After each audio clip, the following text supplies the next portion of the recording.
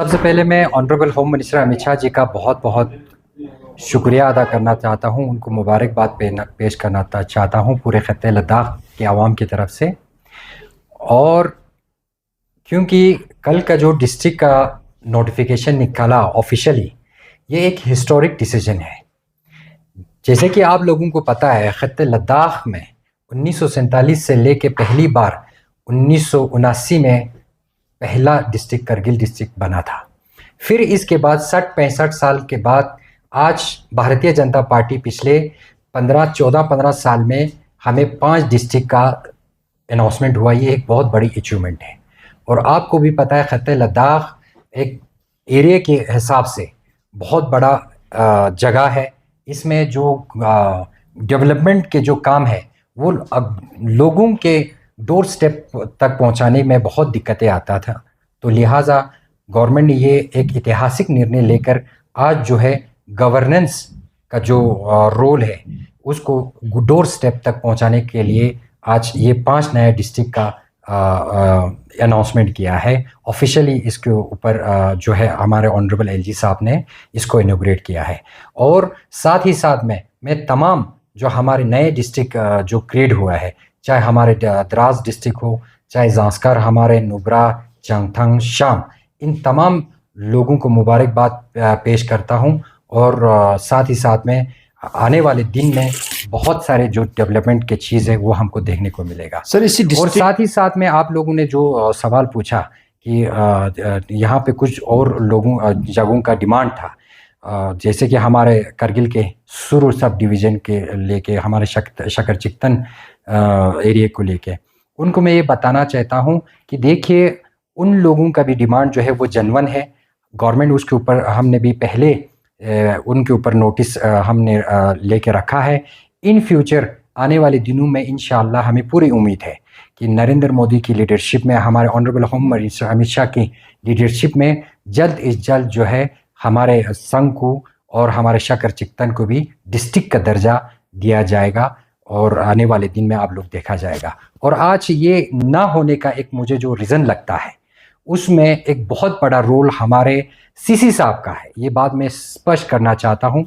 हमारे जो elected representatives हैं, ख़ासकर हमारे chief executive counsellor doctor Jafar साहब, वो ख़ुद सूर्य इलाके से वो रिप्रेजेंट करता है। आज की डेट में वो चीफ एग्जीक्यूटिव काउंसलर भी है। और साथ ही साथ में इसमें और बड़ा रोल जो है प्ले करना चाहिए था हमारे एमपी, ऑनरेबल एमपी लद्दाख को भी इसमें इनिशिएटिव लेना चाहिए था। लेकिन अनफॉर्चुनेटली, बदकिस्मती से, उनका जो रवैया रहा, उनका जो अप्रोच रहा, वो बिल्कुल लोगों की अपेक्षाओं पर नहीं उतरा। आज वो लोग महरूम रह चुका है डिस्ट्रिक्ट का मेन जो हमें लगता है ये इनके अपनी ज़ाती मफाद, अपनी कुर्सी के लालच में आकर इन्होंने जो है हमारे ख़त्ते लद्दाख और ख़ुद बिलखुसूस करगिल के जो एरिया है, संग को हो या शकर चिकतन हो, इन एरियाओं को इन्होंने इग्नोर किया है। आज जिस दिन मैंने जो नोटिफिकेशन निकला, उस दिन उनको ये समझना चाहिए था कि जो रिप्रेजेंटेशन उन्होंने दिया है, कहने को बहुत कुछ कहते हैं। अभी रिसेंटली मैंने उनका जो प्रेस कॉन्फ्रेंस मैंने सुना, उन्हीं की बातों से ही लग रहा है वो आवाम की ख्वाहिशात के ऊपर, आवाम की जो मुश्किल परेशानी है, उनकी डिमांड्स है, उनके ऊपर वो ज़्यादा तवज्जो नहीं दे रहा था। वो अपनी कुर्सी को बचाने के ऊपर जो है वो ज़्यादा सीरियसनेस था। वो किस तरह अपना कुर्सी जो बचाए, किस तरह वो अपना सीसी का कुर्सी जो है वो अपने पास रखे, उनका सोच, उनका थिंकिंग वही है, ना कि उनको आवाम का कोई परवाह है। आवाम का जो मसाइल है, मुश्किलात है और उनके जो जेन्युइन डिमांड है, ख़ासकर डिस्ट्रिक्ट को लेके, तो उनके ऊपर कोई सीरियस नहीं है। क्योंकि मैं इसलिए बता रहा हूँ क्योंकि आपको बखूबी इल्म है, आज तक हमारे सूर्य इलाके से कोई इतना आवाज़ नहीं उठाया था डिस्ट्रिक्ट के लेके। आप ख़ुद वहाँ के लोकल रिप्रेजेंटेटिव है, आप ख़ुद भी पता है वहाँ पे आज तक, पहले जब हमारे honourable home minister Amit Shah ने जिस दिन डिस्ट्रिक्ट का अनाउंसमेंट किया, तब से वहाँ जो है संघ को इलाके में डिस्ट्रिक्ट का आवाज़ उठा है। इससे पहले मुझे बताइए कब आवाज़ उठाया था डिस्ट्रिक्ट के बारे में, डिस्ट्रिक्ट का डिमांड कब वहाँ से राइज हुआ था? हमने तो कभी नहीं देखा, हमने तो कभी नहीं सुना कि संघ को इलाके में हमें डिस्ट्रिक्ट चाहिए, हमने कभी नहीं सुना शकर चिकतन में डिस्ट्रिक्ट चाहिए। लेकिन जब हमारे ऑनरेबल होम मिनिस्टर ने ये अनाउंसमेंट किया कि हम ख़त्ते लद्दाख में 5 नए डिस्ट्रिक्ट बना रहे हैं, फिर इसके बाद जाके इन्होंने ये आवाज़ उठाने की कोशिश की। चलो ठीक है, लेकिन इसमें एक बहुत बड़ा रोल जिनको प्ले करना चाहिए था वो हमारे ऑनरेबल सीसी साहब का, डॉक्टर जाफर साहब का था और हमारे ऑनरेबल एमपी साहब का था। ये दोनों जो है इन्होंने ये फेल हो गए हैं। ये बिल्कुल आवाम के जो उम्मीद है उनके ऊपर खरा नहीं उतरा है। इनका जो आज करगिल जो है 2 डिस्ट्रिक्ट से महरूम रह चुका है, उसका जिम्मेवार जो है हमारे ऑनरेबल सीसी साहब और हमारे ऑनरेबल एमपी साहब जिम्मेवार हैं। आवाम में ये खदशात है, अभी जिस तरह से डिस्ट्रिक्ट अनाउंस हुआ है तो ये कम्युनल बेस पे दिया है और मुस्लिम मेजॉरिटी को दबाने की एक बहुत बड़ा साजिश चल रहा है सेंटर की तरफ से। इस पे आप क्या कमेंट करें? देखिए, ये सरासर एक बेबुनियाद इल्ज़ाम है, इसको हम बिल्कुल खारिज करते हैं। ये अगर आप कम्युनल बेसिस पे अगर डिस्ट्रिक्ट देने की बात कर रहे हैं तो 1979 में जो डिस्ट्रिक्ट बनाया था वो कौन किस बेसिस पे था? जब नेशनल कॉन्फ्रेंस का हुकूमत, डॉक्टर फारूक अब्दुल्ला को हुकूमत नेशनल कॉन्फ्रेंस में जब वो चीफ मिनिस्टर होता था, उस वक्त जब डिस्ट्रिक्ट के अनाउंसमेंट हुआ था वो क्या कम्युनल बेसिस पे नहीं था? क्या खत्ते लद्दाख के अवाम को पता नहीं था? उन्होंने ये सारी चीज़ उनको पता है। हमारे अवाम बिल्कुल बाशऊर है, उनको पता है उस टाइम पे जब डिस्ट्रिक्ट का डिलिमिटेशंस किया था तो किस तरीके से उन्होंने बुद्धिस्ट एरिया को अलग, मुस्लिम एरिया को अलग करके उन्होंने डिस्ट्रिक्ट बनाया था। लेकिन आज हमने उस कम्युनल बेसिस को बिल्कुल ख़त्म किया है।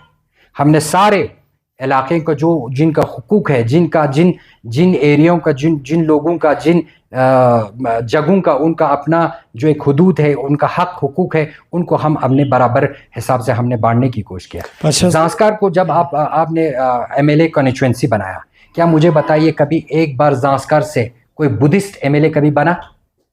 ये तारीख है। ये सब हुआ है नेशनल कॉन्फ्रेंस और कांग्रेस की हुकूमत में, जब हम जम्मू कश्मीर में हम रियासत में होते थे। उस वक़्त जब कम्युनल चीज़ें हुए वो ख़त्ते लद्दाख ने बिल्कुल आवाम ने सहा है।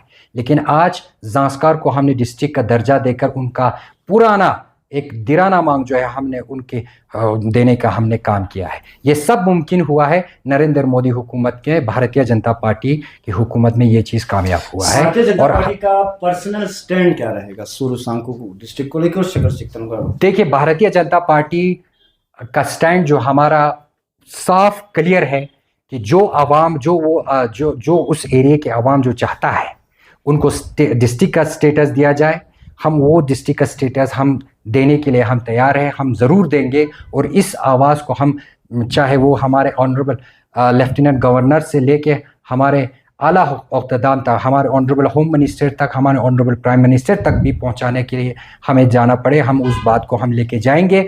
और सिर्फ बात नहीं रखेंगे, हम कोशिश करेंगे कि जल्द अज जल्द जो है ये दोनों एरिया को भी हम डिस्ट्रिक्ट का दर्जा दिया जाए। ये हम ज़रूर हम कोशिश करेंगे, उसके ऊपर हम। पाचा साहब, अभी जिस तरह से नोटिफिकेशन आया है उसमें करगिल जो है लगभग 40 रेवेन्यू विलेज है, 80 रेवेन्यू विलेज है और सांको सब डिवीज़न जो है 39 रेवेन्यू विलेज है। तो ऐसे में अगर नॉर्म्स के हिसाब से हम देखें तो फुल्ली फ़ाल करते हैं सांको सब डिवीज़न डिस्ट्रिक्ट स्टेटस के लिए और शकर चिकतन भी। लेकिन अभी 19, 21 या इस तरह से रेवेन्यू विलेज को डिस्ट्रिक्ट दिया है और सांको को यहाँ पे इग्नोरेंस में रखा है। तो ऐसे में सांको के आवाम में ये खदशात है कि पार्टी जो है कम्युनल बेस पे और यहाँ पे मुस्लिम को माइनॉरिटी बनाने के लिए एक बहुत बड़ा स्ट्रेटजी यहाँ तैयार कर रहा है। ये बिल्कुल सरासर गलत है। मैंने पहले भी इसका जवाब आपको दे चुका हूँ। देखिए, ये मैं आपको स्पष्ट करना चाहता हूं, भारतीय जनता पार्टी कभी कम्युनल बेसिस पे हम जो है सियासत नहीं करते हैं। हमारा पार्टी का नारा है सबका साथ, सबका विकास, सबका विश्वास, और इसी नारे पे हम चलते हैं। अभी जो डिस्ट्रिक्ट का जो अनाउंसमेंट आपने अभी बोला 80 गाँव इसमें रखा है, हाँ, ये बात हम मानते हैं कि सांको सब डिवीज़न में पॉपुलेशन के हिसाब से, एरिया के हिसाब से बिल्कुल डिज़र्व है। मगर बदकिस्मती हमारे वहाँ के जो नुमाइंदे हैं और बिलखुसूस हमारे chief executive councillor CC doctor Jafar साहब, ये उनका सबसे बड़ा रिस्पॉन्सिबिलिटी था।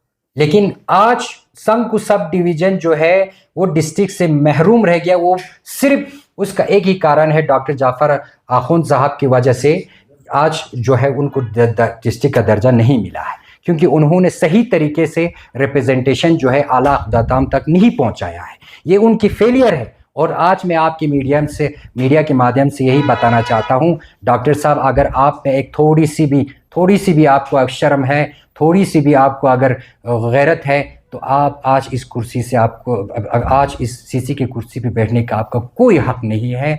आपको तुरंत अपनी कुर्सी से इस्तीफ़ा देना चाहिए, तब जाके जो है हम मानेंगे कि आप आवाम के साथ है। लेकिन वो ये चीज़ कभी नहीं करेंगे और ये कभी वो अपनी कुर्सी से इस्तीफ़ा नहीं देंगे, क्योंकि वो कुर्सी का जो वो उनके ऊपर नशा चढ़ चुका है, क्योंकि वो कुर्सी जो है उनके ऊपर आवाम के जज्बात और आवाम की डिमांड से ऊपर जो है उसको अपनी कुर्सी को रखने के ऊपर आपको वो ज़्यादा जो है फोकस दे रहा है। तो इससे ज़्यादा उनसे हम एक्सपेक्ट नहीं कर सकता है। सर, डिस्ट्रिक्ट अनाउंसमेंट के साथ साथ काउंसिल इशू को लेकर काफ़ी रिपोर्ट्स हमें मौसूल हो रही है, जिसमें रीजनल काउंसिल की बात हो रही है, साथ साथ टेरिटोरियल काउंसिल की बात हो रही है, ब्यूरोक्रेटिक रूल की भी बात हो रही है।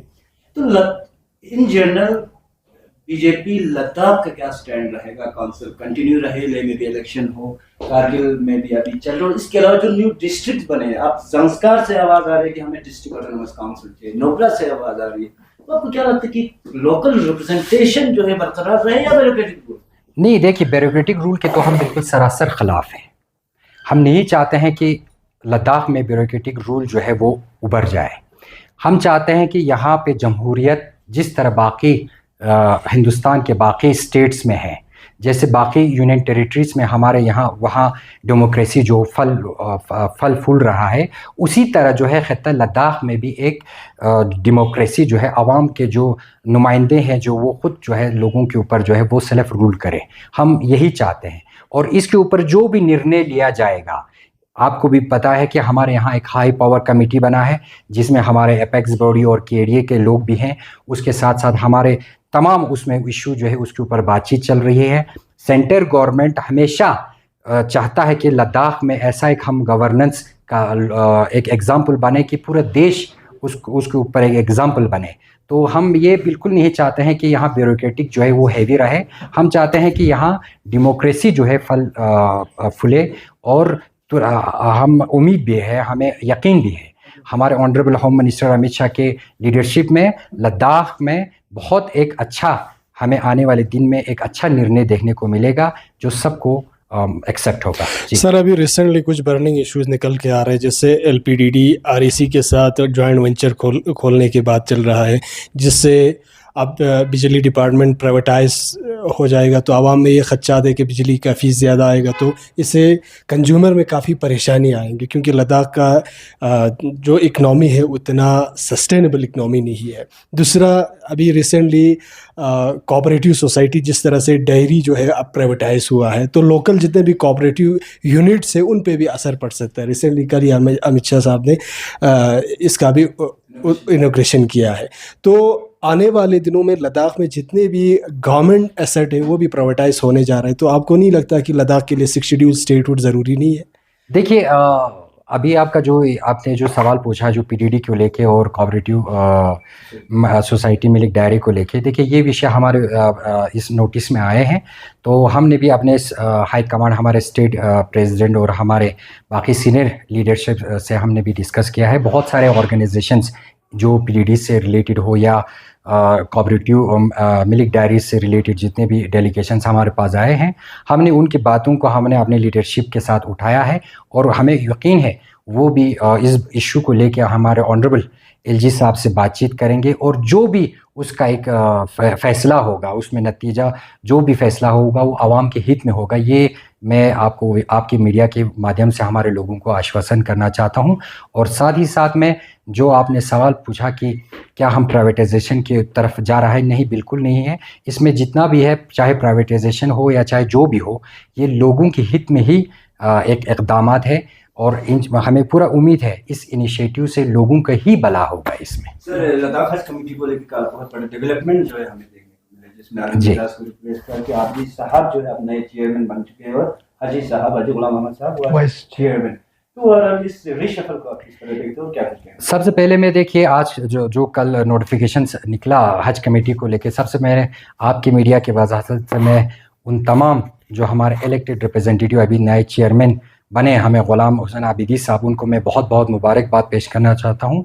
हमारे जो डिप्टी चेयरमैन बने हैं उन हाजी गुलाम साहब, उनको भी मैं और तमाम उनके साथ जितने भी मेंबर्स हज कमेटी में नए कमेटी बना है उन सबको भारतीय जनता पार्टी की तरफ से और बिलखुसूस मैं अपने ज़ाती तौर पर तरफ से उनको बहुत बहुत मुबारकबाद पेश करता हूँ। उनके ऊपर एक बहुत बड़ा रिस्पॉन्सिबिलिटी है और हमें उम्मीद है वो अपनी रिस्पॉन्सिबिलिटी बखूबी निभाएंगे। और ये देखिए एक प्रक्रिया है, गवर्नमेंट का एक 3 साल का एक रोटेशन होता है, इसमें चेंज होता है, नए और मेंबर्स बनते हैं, ये एक रूटीन वाली चीज़ है।